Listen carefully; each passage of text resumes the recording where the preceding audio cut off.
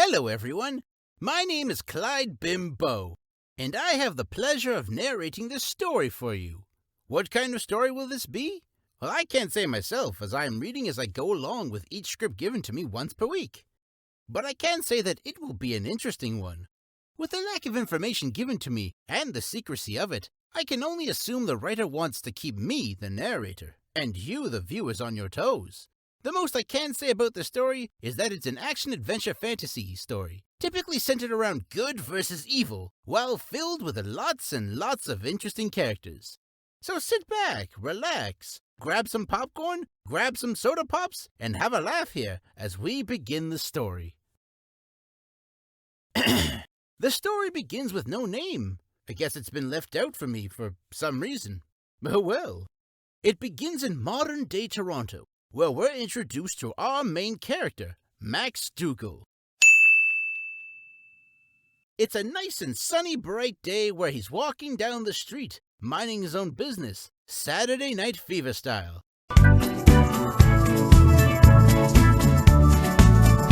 As he walks around the concrete jungle from hell known as downtown Toronto, he comes across a construction site, one of many. Posted on the side of the site is a large notice mentioning that there has been a pause on the work site due to a large and unstable pothole. Go figure. Naturally, this leaves our main character to wonder, how big could this pothole be to stop working? Being the ever-curious beaver, Max takes it upon himself to check it out. As he is about to cross the street, a loud dump truck blasts its horn and drives in his direction. Max hears the horn. He looks and freezes like a deer in the headlights. He is left paralyzed with fear and shuts his eyes as he awaits his doom. What he didn't realize is that the truck was just honking at slow-moving pedestrians as the light was turning red at the intersection just before his street. Max opens his eyes to see that he's all right. He sighs of relief, then continues towards the closed construction site, not knowing that he was at a dead end, so the truck wouldn't have even come his way in the first place. This isn't how the story is going to go. Oh, no. For those that know of this reference, kudos. For those that don't know, maybe you should stop being judgy judgesons and start watching some other forms of media, like anime. Ugh. Was someone just mocking someone? Max approaches the locked gates of the site and looks around to see if anyone is nearby. The coast is clear, so he jumps the fence and makes his way to the halting pothole. As he nears it, there are a plethora of warning signs saying of various amounts of things. Some are very obviously saying, "Danger, big hole ahead." Upon reading that first sign, Max knew he wasn't the first visitor, as some taggers beat him to it and added an extra 3-letter word. I'll let you guess where. Some that were lacking in creativity, like, "Try tongue butthole?" Not even sure what that's supposed to mean. It could be a reference to something. Another one saying, "Leaky butthole ahead?" Real nice with that one. Lastly, there was one that was a little too much. Something along the lines of, "Big hole ahead. You fall, you die. You die, you're dead. You're dead, I kill you." Much to the sign's dismay, Max goes ahead and looks at the big pothole. As he approaches it, he looks down at it and is in disbelief. Before him lays the very reason why the area around him looks like such a mess. Why traffic is always congested and takes twice as long to get anywhere. Why taxes always rise in his city and has him still living in his parents' basement, unable to pay rent. Okay, now I heard someone mocking me. Laying before Max is a pothole about the size of a basketball backboard. The very same pothole that leaves this construction site empty and deserted. This is it? What a joke. This can't be as bad as they're making it out to be. It's not even that deep. After saying so, Max kicks a pebble and waits for it to make a sound. After about 10 seconds, no sound was heard, and this naturally draws Max's curiosity. He bends over to take a deeper look down the hole. As he bends over, the ground beneath him cracks and gives way. Damn! Whew! That was close. I think I should leave before anything else happens. Max gets up, dusts himself off and gets ready to leave. He takes a few steps away from the pothole, then falls through the floor as if it were made of paper. No one present to see him fall or hear his wailing screams.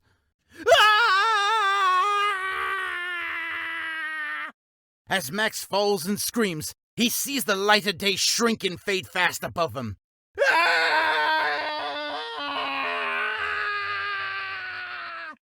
Not long after that, it disappears, and he flips over. He faces the direction of where he's falling and lets an unknown wind blow over his face. At his rate of speed, his body is fluttering like a plane wing experiencing turbulence during flight.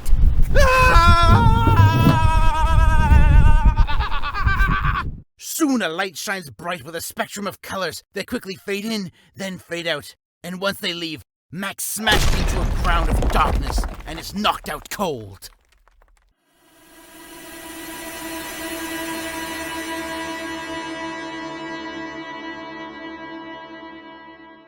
When Max comes to, he gets up from the crater he formed and finds himself on a shadowy beach where waves are as black as anything he's ever seen, and the sand is lighter than air itself. He looks around to see if there's anyone nearby, but there isn't. He's alone in a place where no one had ever been or dared to go to. Amidst his scared confusion, though, Max spots a foggy, faded yellow light coming from the blackened waters and notices it coming his way.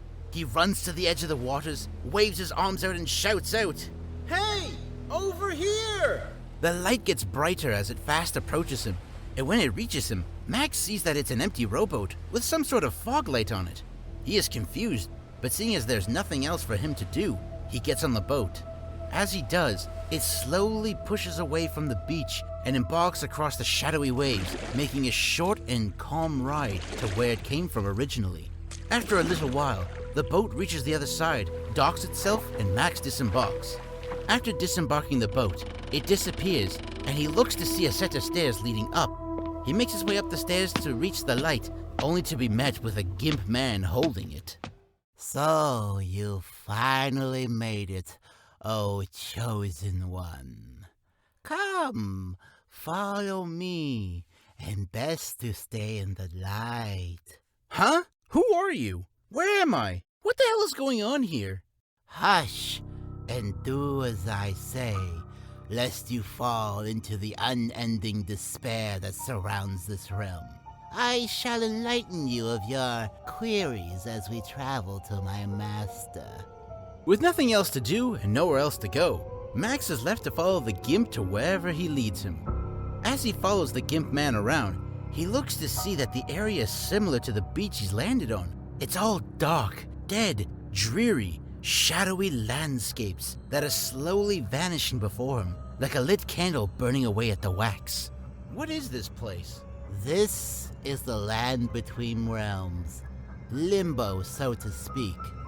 What surrounds the area is a miasma that steals the pleasures of life and renders it to naught. Touch it, and you will succumb to its despair and be no more. Come along, needn't keep my master waiting. They have been expecting you for quite some time now. Your master? What are you, their servant or goon that does their bidding? Who are you? I am the caretaker of this realm. I was born without a name, and I was born too soon. My mother abandoned me and left me to die. Soon after leaving me, I was surrounded by the miasma. Before it could kill me, my master came to my aid, cleansed my body of any of the miasma's effects. This is the result of being touched of the miasma. Since then, I am eternally grateful to them and promised to serve them as long as they needed me. As for a name, I wasn't given one by my mother, but rather by my master. I go by the name Rump. Rump? Rump. As in the ass end of a cow? Indeed. I do not question my master's decision. I just accept and follow. All right then. About your master, though. Who are they? You also mentioned that they have been expecting me? Should I be concerned? I know not of who or what my master is. All I know about who they are is that they came to me in my most vulnerable state and spared my life as well as giving it purpose. As for you, I was told the Chosen One was coming and tasked to guide them. Beyond that, I haven't got a clue. After giving so little information, Max stops asking questions and continues to follow the Gimp Man up another set of stairs that lead to a dead, mossy tree. When they arrive, the Gimp Man stops before the tree and holds his lamp out to stop Max. We have reached my master's domain, the end of my task. Please wait here as I fetch my master. Max waits as Rump summons their master. How does he do so? Well, he goes up to the mossy tree, places the lamp in front of it, bows before it, and calls out, Master, I have done what you have asked of me. Before you is the Chosen One that you've been so eagerly waiting for. Please, grace us with your presence. Shortly after that, the ground around the tree vibrates and the moss on the tree glows, answering Rump's call. As Rump's master answers his call, the ground stops shaking, but the air around both Max and Rump have changed. Powerful winds draw in to a fixed point, sucking into itself like a vacuum was being used. Soon after, a bright golden light emits, and the wind swirls and swirls until it forms into a torrenting ball. Soon it rises and grows to a point where it expands, causing the winds to break, and soon after explode! Max is blown back and lands on his ass. I heard that. When Max gets up again, he looks over to see Rump bowing before a golden light, shaped like a human. Not male or female, just the shape of a regular-sized adult human being.